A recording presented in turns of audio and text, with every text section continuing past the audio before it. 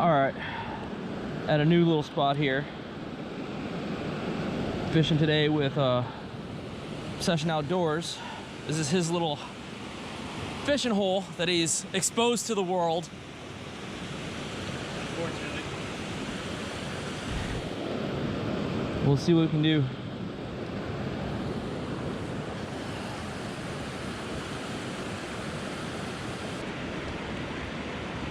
Huge shout out to Mike here. I actually thought he was a subscriber. I mentioned him earlier. Oh, I am?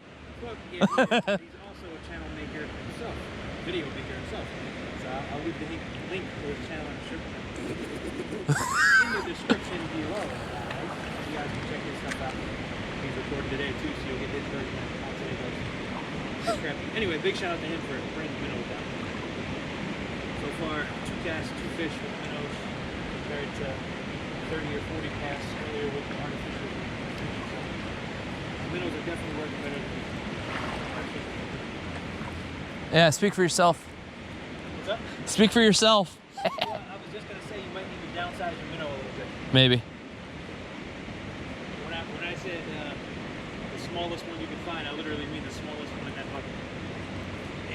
Yesterday it was the same thing. They didn't want anything to do with the big ones. There you go, fish on. Nope. You let slack in the line, that's how you got on. You got to keep your line tight the whole way in. Yeah. Almost fish on. This is one thing I enjoy doing, but I'm extremely terrible at it. So, just for a helpful tip, when you see your bobber go under, before you set the hook, reel down to it, lower your rod tip as you reel down, slowly tighten it until you can feel the fish pulling. Once you feel it, you have direct tension, no slack in your line at all, direct tension between your rod tip and your bobber, then set the hook firmly, not like, you know, but firm. Yeah. And then keep tight tension the entire time. Never, always keep your rod tip high the whole time you're reeling it in, because then when you lower it like that, it puts slack in the line, and if the hook's loose at all, it'll just go out. Pop right out.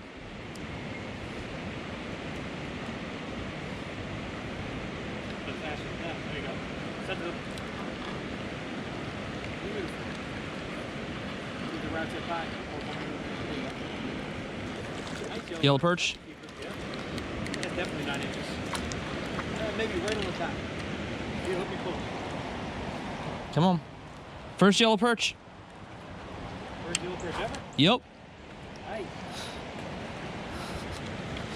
Caught his cousins, the white perch. All right, calm down, dude. You ever caught a crappie? Nope. Really? Maybe you can get a double first today. All right.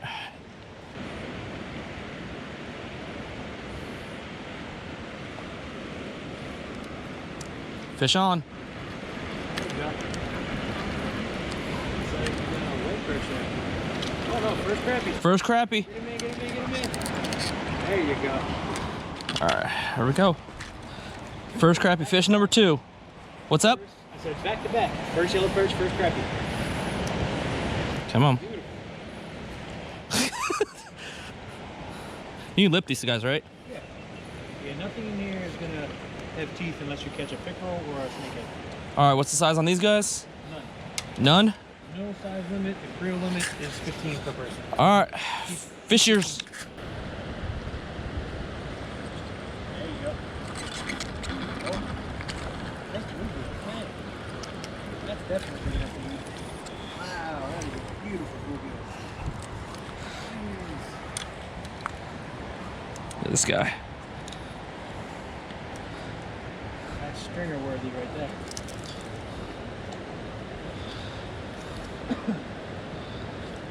Stop it.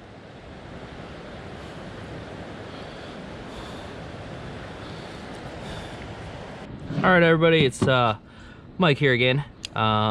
Did some good fishing with Obsession Outdoors. Ended up coming home with 386 were ones that I caught. The other 3, he was kind enough to donate to my cause of getting practice doing filleting and cooking, given that I have not brought home fish and done any filleting and or cooking. As you can see from my last video, that I posted about cooking fish, it was legit from a box, and they were beer battered cod.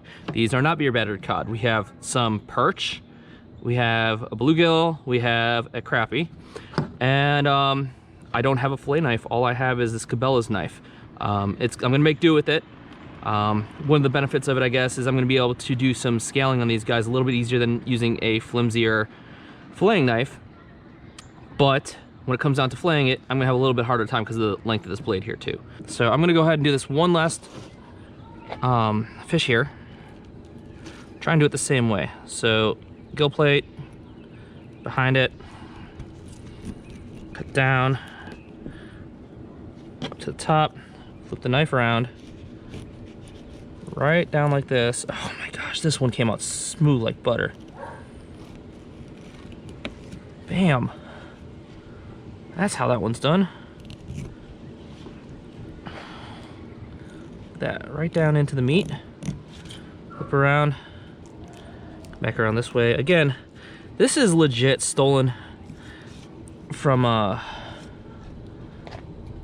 channels like, you know, like Deer Meat for Dinner and Blue Gabe.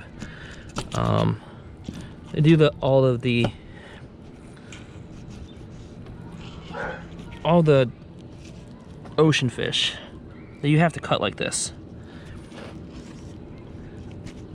And the reason why I'm doing these this way is specifically because of the fact that I don't have that fillet knife here. So I took the ribs. I can actually cut through the rib cage here. Ow. A little sharp in there. So I took the rib cage off this time. We'll try it that way.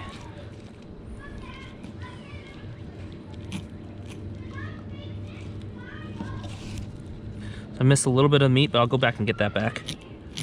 Again, these fish are gonna die. I don't want to waste anything that I don't have to.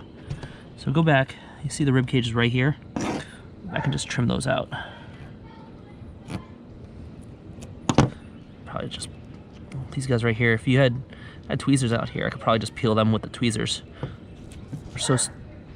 They're not in deep.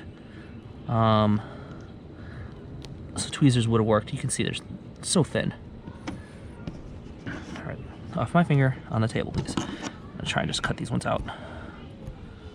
There's that one. There's that one. There's one other one. There we go. Take that silver skin there. All right, that one came out really good. Flip this guy over.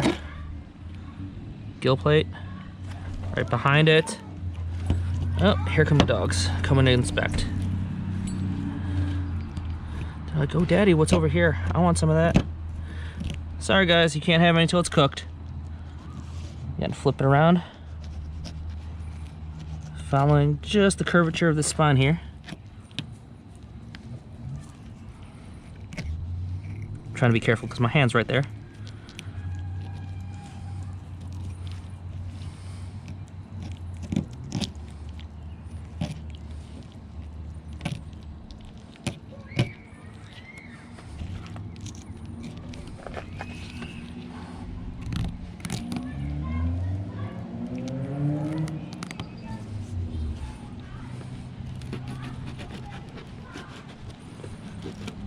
Trying to get this cut here. I don't want to waste the meat at the end. There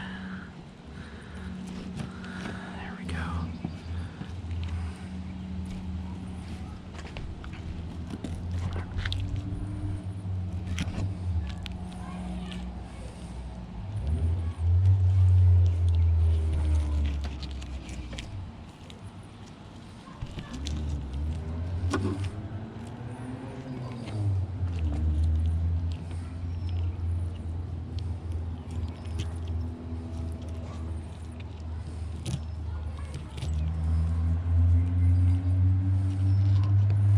All right, and I didn't cut the skin down this way yet, so I'm gonna go ahead and take care of that now.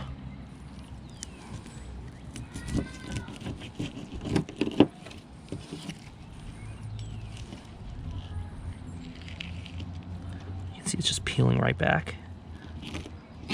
Beautiful.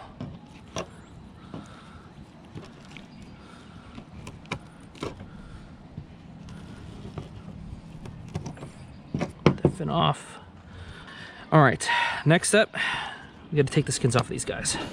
This should be easy compared to the first couple times I did it.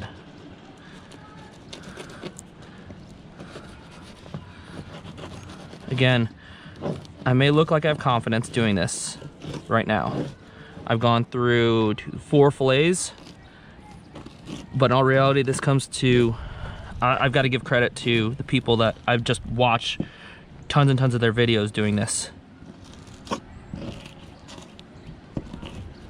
All right, folks, went ahead, prepped the grill. I've got heat on, cleaned up, fish is cleaned up, descaled. Again, new to this, so I'm trying to make this as little influence from outside flavoring as possible. I want to try these, see what it tastes like. I'm gonna go with avocado oil. I know it has a little bit of flavor, but I'm putting the oil on. That's bluegill. All this, I'm actually gonna just drizzle this on top. This is the yellow perch. This was my first attempt here, that's why it's a nice little bundle. That was the crappie. And then this was the white perch. You can see the quality in the cuts here.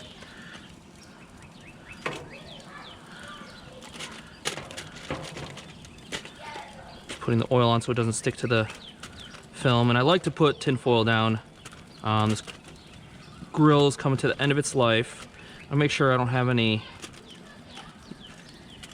stuck-ons from the grill that might be affecting the flavor of these guys, and apparently I only didn't have all the... Oh, I forgot to score this guy. All right, I'm gonna come back in a few minutes to let these guys cook. Before I do, put a little bit of pepper on them. And some salt. Just a little bit of seasoning. And I'm gonna have to flip this guy over and put some more on him too, but I'll do that in a minute. All right, that should be good. I'm gonna come back, score him, and let these guys cook, and then we'll see you guys in a few minutes. All right, so the 4 different types of fish, you can tell by the way it's cut which ones came first. This was my first attempt at the fillet. It was our crappie. Second attempt was the white perch. Had the bluegill that I cooked whole, and then I peeled the meat off of it. You can see it's all nice and flaky apart, pulled right off the bones, and then you can see these fillets came out much better. These were the yellow perch. So I'm gonna go ahead and try these guys. I'm gonna do a taste test to see which one tastes the best, if there's any difference. I don't know. They're seasoned with avocado oil, a little bit of salt, a little bit of pepper, and that's it. Yeah, all right, so we'll start with this guy first. Crappie.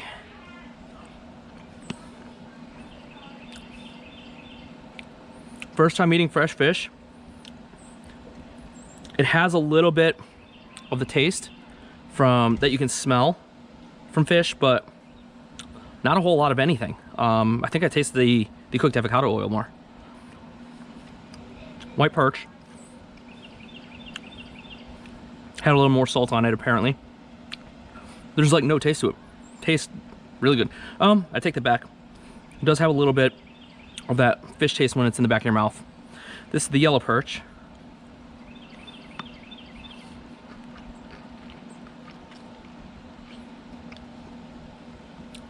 Less of the fish taste than the white perch had. Almost reminds me a little bit of a hint of like pork chop, the way it's crisp on the outside. I think that's what gave it that taste. And then we'll take this piece right here. This is the one that I cooked whole with the skin on of the bluegill. First bluegill I've ever eaten.